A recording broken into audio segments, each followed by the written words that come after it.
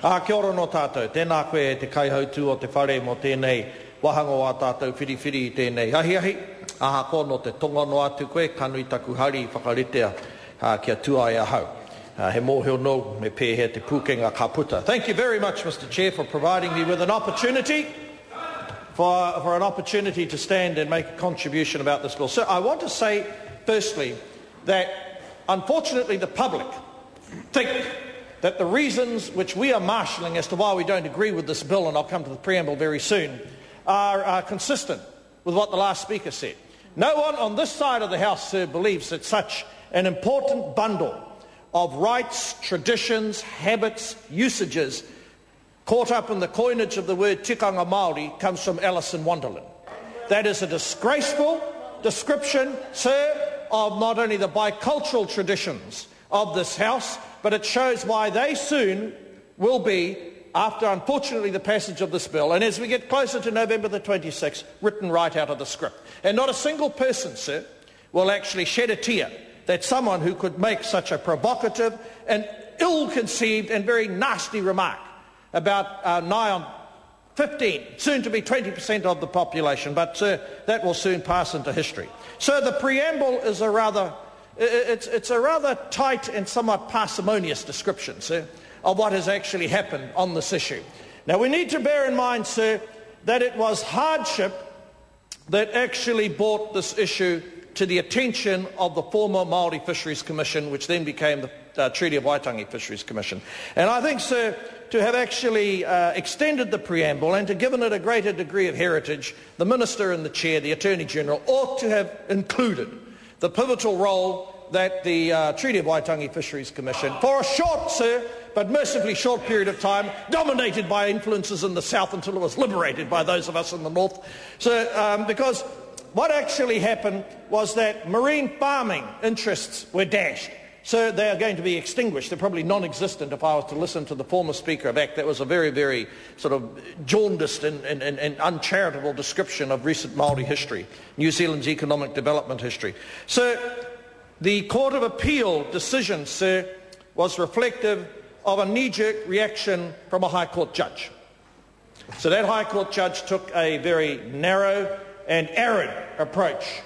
And, sir, that in itself was a reaction against Judge Ken Hingston's decision, which was called, sir, and is known amongst the iwi as the Tauihu decision, which in itself was a reflection of how difficult and unwilling the people who were manning the seats, etc., in Tasman and that Tauihu area were to the applicants from the Māori tribes of that area towards establishing marine farming interests. Now, sir, this preamble unfortunately does not identify the fact that Labour, when it passed its bill, actually allocated in a very sensible fashion 20% of the marine farming interests to ensure that that portion, sir, of the grievance was addressed. And of course, as befits parliamentarians such as Phil Heatley, he's just carried on that very good work. But, sir, the origin of that original deal goes back, and I think it's disappointing, sir, that between 1 and 2 there is no reference, sir, made in the preamble to those very useful interventions delivered by our side of the House. So the other thing that this preamble ought to have included was the ill-fated decision related to Te Oneroa Tohe, the 90-mile beach case. Now, sir, this is about the preamble. I'm endeavouring to educate that one who looks like a kidder and the other one who behaves like a hedgehog. Now, sir, if they prove to be disinterested in receiving a brief history lesson, sir, let it be to the detriment of their descendants and their families, many of whom may need to go and see Miss Bennett, unless they pay more attention. However, sir, the 90-mile beach Te Oneroa Tohe case, sir, ought to have been mentioned in here, because had that decision and had our mātuas had more resources to have actually challenged that decision from the very far north, the outcome may have been substantially different. So, sir, whilst we do not and will not support this bill, and we're more than willing to provide Hone Harawira with a suitable level of opportunity to make contributions. Sir, Mr. Chair, Mr. Jones. Mr. Chair. I have given the call to the Honourable Shane Jones. Tēnā koe. Sir, I apologise for mistaking a kinner and a hedgehog, but after that contribution, I don't feel those descriptions were ill-deserved. So I need to come back to the contributions that our colleague Hone Harawira has made. Unwisely, he attacks Labour without giving credit for the very sensible ideas that we brought forward to actually address some of the interests, sir, that motivated the claimants. Now, I just hope, sir, that he is in the House to cast his vote. And whatever he does, he needs to sort it out with the Green Party so that the people of Taitokero know that although he has a loud voice, he will actually cast his vote. Because, sir, he needs to bear in mind, the vote that's really going to count for him is on the 26th of November and it's going to have a red tinge, but that's another matter. So I now come back to the contribution made by the Ministerial Review Panel. The Ministerial Review Panel, sir, was led by that peerless personage of Te Ao Māori, otherwise known as Judge Eddie Jury. But I didn't agree, sir, with a number of the not so much the submissions, the interpretations that came out from that review panel. So, and there was one absurd section, and I want it read into the Hansard in my abbreviated form, sir, because it does show that perhaps this preamble is lacking an additional bit of history.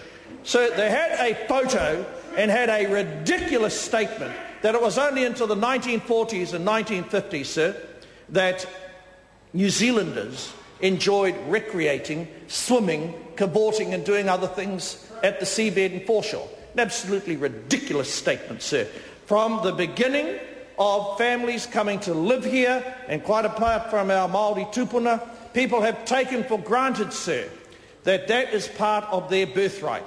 And, sir, given that this bill will, unfortunately, it's going to be an inescapable outcome, going to lead to drama, aggro, and there is going to be a definite prospect, sir, that people thinking that they can go ahead and enjoy those interests, they are going to be challenged, they are going to be drawn into drama, but to suggest that it's a very recent innovation, as was reflected in that report by Richard Boast, Satipane's daughter, Judge Eddie Jury, and I forget whoever else was on it, because the report, whilst it's referred to here, didn't actually advance matters to such a stage that this bill is demonstrably superior than the contribution that Dr. Cullen and Helen Clark made.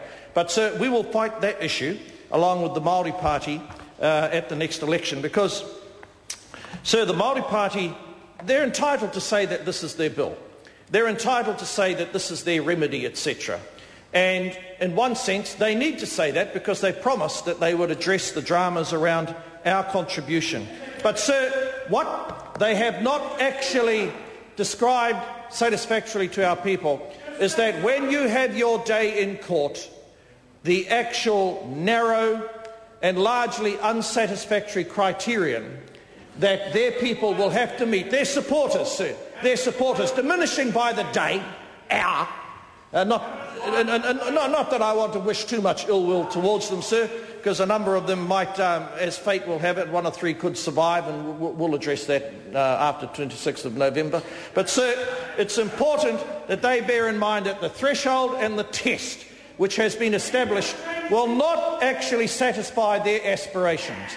What it will lead to is a set of expectations inversely related to what this bill can produce. And bills ought not to do that. Pieces of statute ought not to do that, sir, which is why we won't be agreeing with this bill, and we certainly won't be agreeing that the preamble, in its very sparse and uncharitable description of the role and the more positive aspects, sir, of the role that we played, but in particular, it completely avoids the very ugly, divisive, and quite extraordinarily angry reaction that Don Brash and a host of the other National Party people that are now wildly passing this bill, that's been left out of it as well. So, because a balanced history would show that the prejudice and the bigotry flowed from that side of the House.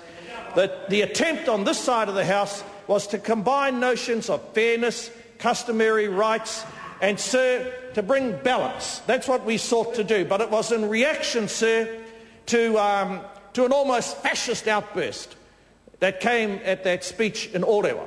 And so it's bizarre that the Māori Party would actually want to cuddle up and to bring that to pass.